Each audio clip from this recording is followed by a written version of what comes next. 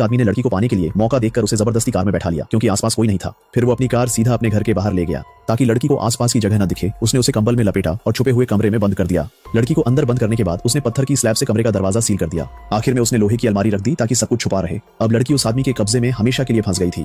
कुछ देर बाद लड़की को होश आ गया। उसने देखा कि वह किसी अजनबी जगह में है और उसे समझ नहीं आया कि आखिर उसके साथ क्या हुआ है। उसने कई बार जोर से दरवाजा पीटा लेकिन कोई जवाब नहीं आया। अब लड़की पूरी तरह टूट गई थी। तभी उसे एहसास हुआ कि उसे सच में किसी बुरे आदमी ने अगवा कर लिया है। कुछ देर बाद वो आदमी कमरे में आ गया। वो एक गद्दा लेकर आया और बड़ी फिक्र से जमीन पर बिछा दिया। फिर उसने पानी और खाना भी लाकर दे दिया। लड़की बोली, मुझे मम्मी के पास घर जाना है, लेकिन उस आदमी ने उसकी एक न सुनी और दरवाजा बंद कर चला गया। लड़की को लग गया कि यहाँ से निकलना बहुत मुश्किल है, तो उसने थोड़ी देर के लिए आराम करना ही ठीक समझा। लड़की को अपने करीब करने के लिए वो आदमी हर रात उसे सोने से पहले कहानी सुनाता और स्ट्रॉबेरी वाली बिस्किट देता। लड़की को धीरे धीरे अपने हालात मानते देख वो आदमी संतुष्ट होकर चला जाता। उधर लड़की की मम्मी ने पुलिस में उसकी गुमशुदगी की रिपोर्ट कर दी थी। पुलिस ने दिन रात तलाश की लेकिन लड़की का कोई सुराग नहीं मिला। माँ ये सुनकर दिन रात बस रोती रही। जब पुलिस ने आसपास के घरों की जांच की तो वो उस आदमी के घर भी पहुंच गई। जांच करते हुए पुलिस वाले गलती से उस छुपे हुए कमरे के फर्श पर भी खड़े हो गए। ये देखकर वो आदमी घबरा गया लेकिन पुलिस को कुछ शक नहीं हुआ तो उसने राहत की सांस ली।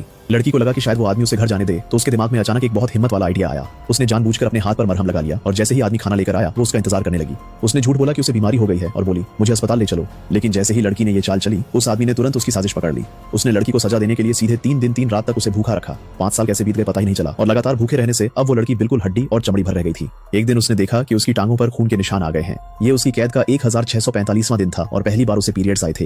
ये देखकर आदमी को घिन आई तो उसने लड़की को ऊपर ले जाकर उसका शरीर साफ करवाया। 5 साल में पहली बार था जब वो गुप्त कमरे से बाहर निकली थी। आदमी की जबरदस्ती में उसे उसी के सामने खुद को साफ करना पड़ा। लेकिन अगले ही दिन उस आदमी की माँ ने उसकी जैकेट पर एक सुनहरा बाल देख लिया। माँ ने तो सोचा था कि बेटे को कोई गर्लफ्रेंड मिल गई है, लेकिन माँ को शक न हो जाए इसलिए वो आदमी अचानक गुस्से में फट पड़ा। वो लड़की को कमरे से घसीटकर बाहर ले आया और उसके सारे बाल काट डाले।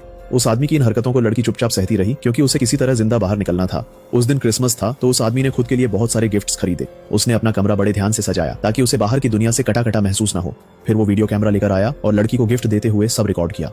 उसने सारा को एक म्यूजिक प्लेयर दिया और उसने खुशी का दिखावा किया ताकि उस आदमी का अजीब सा मन शांत रहे। त्योहार आते ही माँ को अपनी बेटी की याद और भी ज्यादा सताने लगती थी। वो हर वक्त उसकी कमी महसूस करती थी। दादी ने भी उसके लिए खुद स्वेटर बुन दिया था। बस इंतजार था कि पोती घर लौटे तो उसे पहनाए। लेकिन उन्हें ये नहीं पता था जिस बेटी को उन्होंने बचपन से प्यार और दुलार दिया था वो अब एक दरिंदे के हाथों रोज मरमर के मजदूरी करने पर मजबूर है। एक रात वो सारा को अपने कमरे में ले गया, उसके हाथ बांध दी और फिर अपना पहला शारीरिक रिश्ता उसी के साथ बना लिया। भले ही वो दिखावे के लिए सब कुछ खुशी खुशी सहती रही लेकिन उसके दिल में भागने की उम्मीद कभी भी खत्म नहीं हुई। अब लड़की को कैद हुए 2029 दिन हो चुके हैं। वो पूरी तरह उस दरिंदे की गुलाम बन चुकी है। दिन भर उसी के लिए घर का काम करती है और तो और उसे अंडरवियर पहनने तक की इजाजत नहीं है। सारा अब गुस्सा भी नहीं करती क्योंकि अगर उसने जरा सा भी विरोध किया तो उसे बुरी तरह पीटा जाता। वो उसे कुत्ते की तरह फर्श पर गिरा खाना चाटने को मजबूर करता और ये सब यही खत्म नहीं हुआ। जैसे ही वो सोने लगती आदमी जानबूझकर बार बार लाइट की स्विच ऑन और ऑफ करता रहता। सारा सिर्फ यही दिखाती कि उसे फर्क ही नहीं पड़ता। सारा के इस दिखावे ने उस दरिंदे को बेफिक्र बना दिया।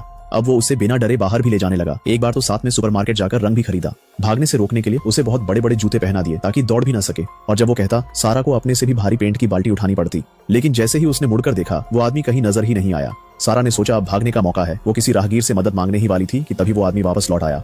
मजबूरी में सारा को फिर उसके साथ घर जाना पड़ा और अब उसका भागने का हौसला और भी टूटने लगा। आदमी ने अचानक उसकी जांघ पर गलत तरीके से हाथ लगाया। सारा का चेहरा डर से भर गया लेकिन अगले ही पल उसने सब चुपचाप सह लिया। आज लड़की का 18वां जन्मदिन था। आदमी ने उसे एक लाल ड्रेस गिफ्ट में दी। दोनों ने साथ में संगीत पर डांस किया और रात को नई नवेली शादी की रात मनाई। लेकिन जब लड़की ने उससे वजह पूछी तो आदमी ने मजबूरी में सच बता दिया। दरअसल 8 साल पहले लड़की की एक मुस्कान ने उसके मन में ये खौफनाक ख्याल पैदा कर दिया था। सारा जब वापस उस कमरे में गई तो ये सच्चाई जानकर वो पूरी तरह टूट गई। उसने खुदकुशी करने का सोच लिया। टॉयलेट पेपर को माइक्रोवेव में डाल दिया। धुआं उठते ही उसे अपनी माँ याद आ गई लेकिन वो इतनी आसानी से मरना नहीं चाहती थी। आखिरकार उसने खुदकुशी का ख्याल छोड़ दिया। जब वो धुआं बाहर निकालने की कोशिश कर रही थी तो जलने की तेज गंध से वो आदमी सतर्क हो गया। फिर उसे एक बेरहम पिटाई झेलनी पड़ी। उसने सजा को और भी सख्त कर दिया। अब सारा को रोजाना सिर्फ एक टमाटर का टुकड़ा खाने को मिलता। लड़की ने उसकी 8 साल की सारी हैवानियत टॉयलेट पेपर पर लिख ली ताकि जब वो बाहर निकले तो आदमी को सजा मिले।